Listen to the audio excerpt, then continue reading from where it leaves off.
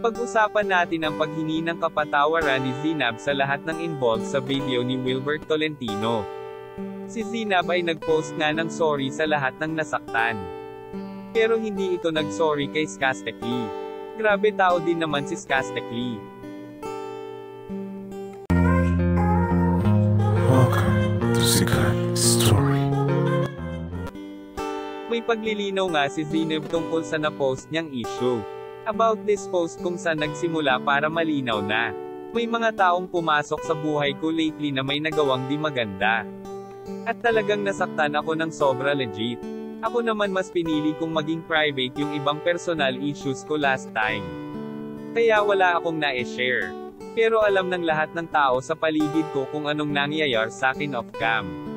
At dahil hindi ko na kayang laruin na lang ako palagi ng mga taong nakikilala ako. Napapost ako ng ganito, in general sana. At syempre galing sa experience ideas ko dahil ayun yung naramdaman ko nung oras na yun. Ang ilan dito ay tungkol sa paghihiwalay nila ni Mr. Black. Kaya nadala niya lahat ng problema at napapost na siya. Pero hindi siya humingi ng tawad kay Skastekli. Basahin natin comment. Hindi Skaste nag-upload pero siya pa rin ang may kasalanan. Pakatotoo ka na maate, ay grabe siya oh. Para kang hapon, makapili at makaturo wagas na wagas. Hindi tayo perpekto. Ang importante alam natin na nagkamali tayo. At handa tayong itama ito. We love you ate, mahal na mahal ka namin.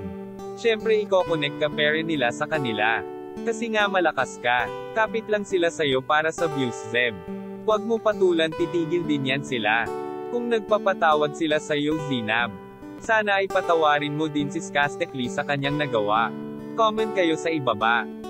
Yan lang ang ating mainit na chika. Halina't mag-like, share and subscribe. Thank you.